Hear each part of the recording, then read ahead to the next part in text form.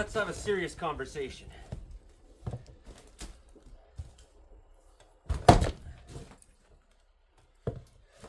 Splitting wood to start today. These old spruce rounders do not split worth beans.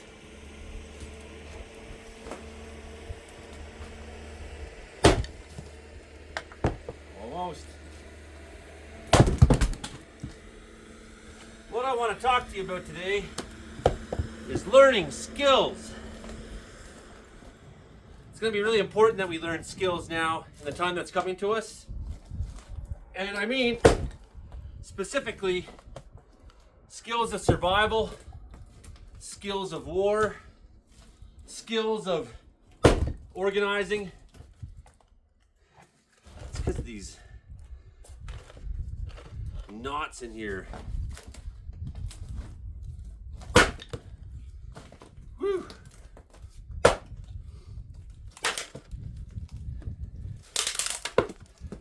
Skills that are going to get you through the hard times ahead.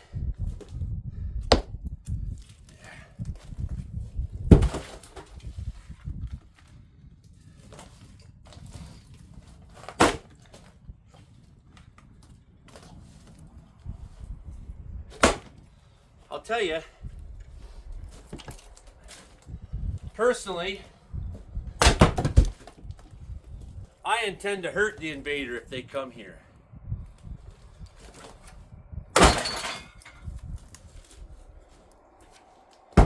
I intend to defend my land, my community, myself, my children, our country, our future.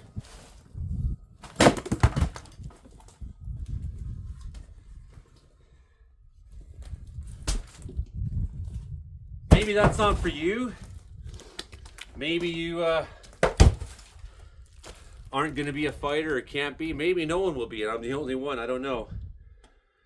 But there's more to it than just fighting.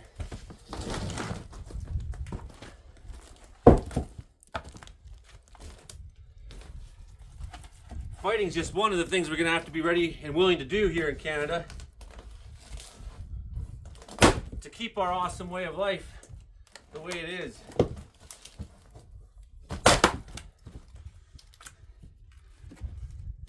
Get exercising, get training, get moving, learn survival skills, learn to use a chainsaw, learn to fix shit.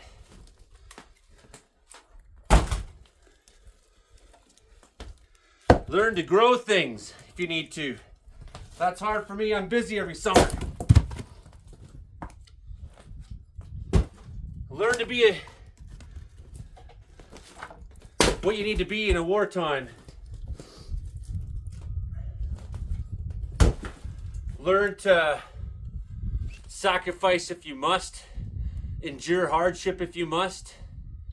Learn to prepare ahead of time. Learn how to prepare your food you're going to need, what kind of foods you want ahead of time.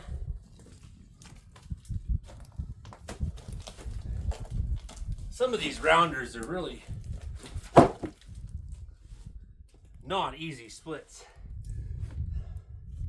Look at this guy, he's got this deformity there, concave as it is. And that's one of those ones that nothing, that wood splitter back there, it will not get through that. This might take me a couple times. All right. Oh, that felt okay.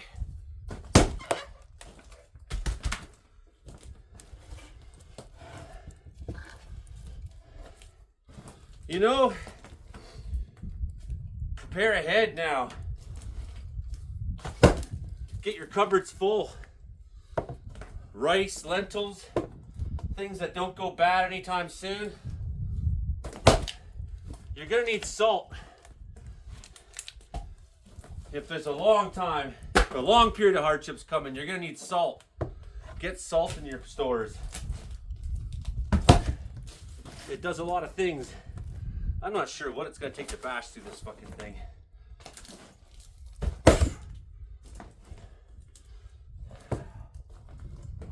damn. Whew. That almost went. You're gonna need to learn how to live on the land.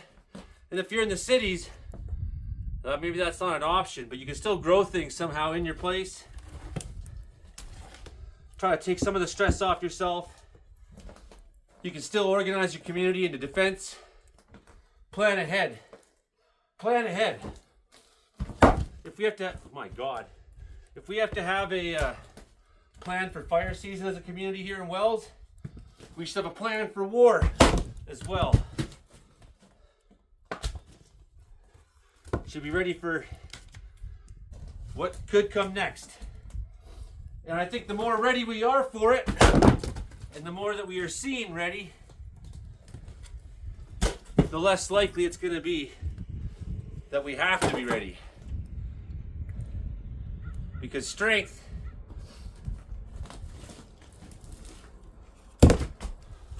stands out. Strength can't be ignored. Strength is a deterrent.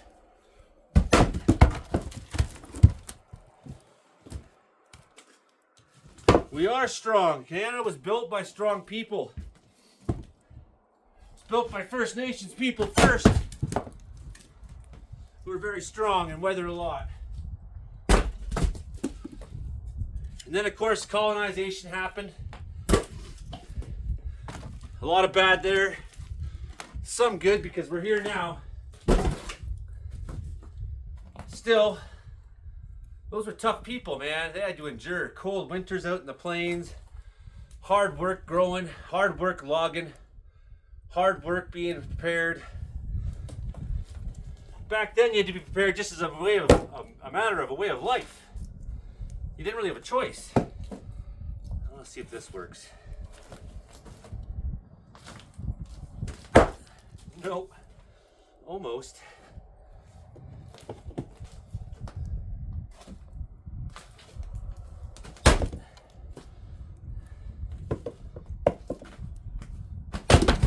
Can you chop your wood? Can you bake bread? Can you make fire? Even when it's raining? Kind of a mess. I can build a fire right in the middle of the fucking rainstorm. Can you do that?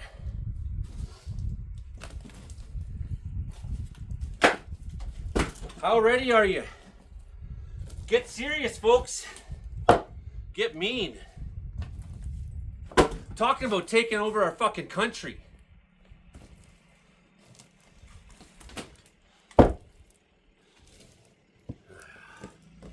I don't know if I'll get through this or not. It just needs a little off to fit in the stove, this one. Oh yeah.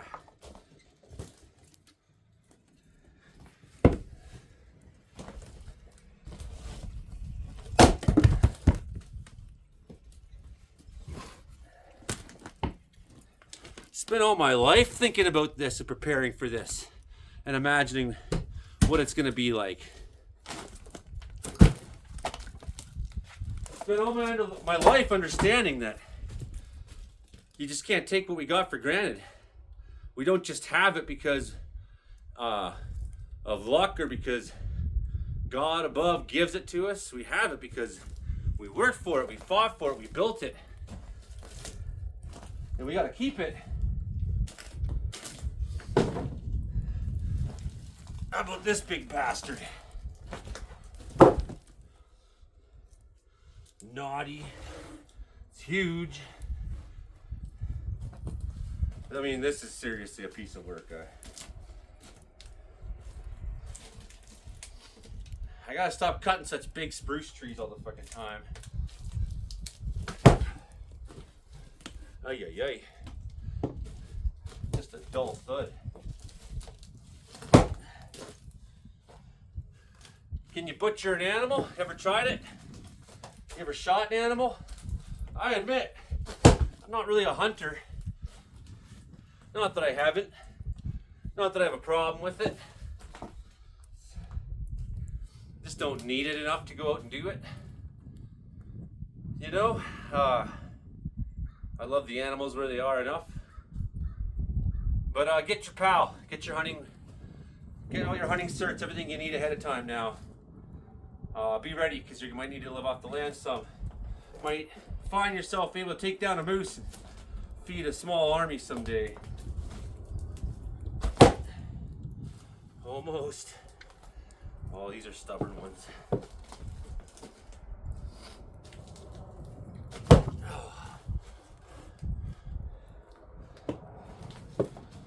And I'm the stepson of a butcher. My stepdad had the wild game shop in the garage. He would do like 100, 200 deer. Him and Timmy at the Madoc meat shop there. Back in the day, I don't know if you watch my videos or not, Tomer, but I think of you often. And hell, I'll never be a butcher like you were, sir, but I've never had any trouble separating the meat from the bone, and thanks to you knowing what cuts were what. Now, you're a magician with meat. I'm not. But I did kind of take that from you, that I'd rather be cutting the meat than shooting it. Nonetheless, if I gotta kill to feed my family, I'll do it. That's fine. I've done it before.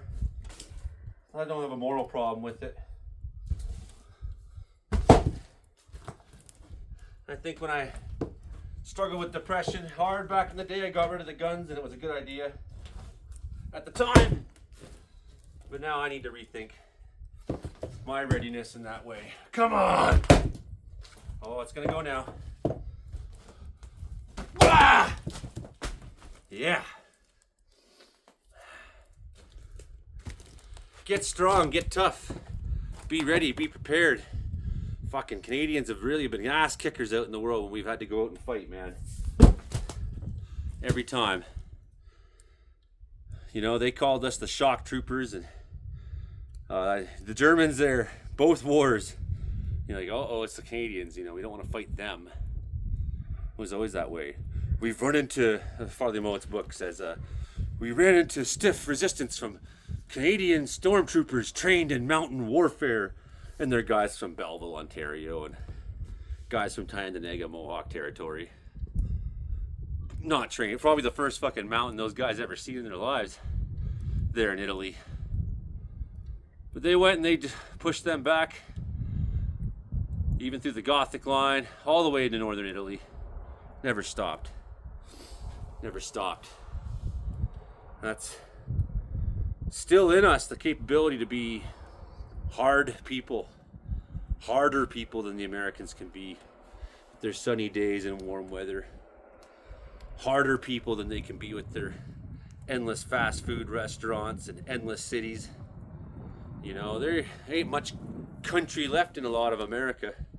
It's town, town, town, town, town, town, town, town, town. You know, I like it here because the wilderness is right there. The wilderness is my friend, because the mountains shall bring peace to the people.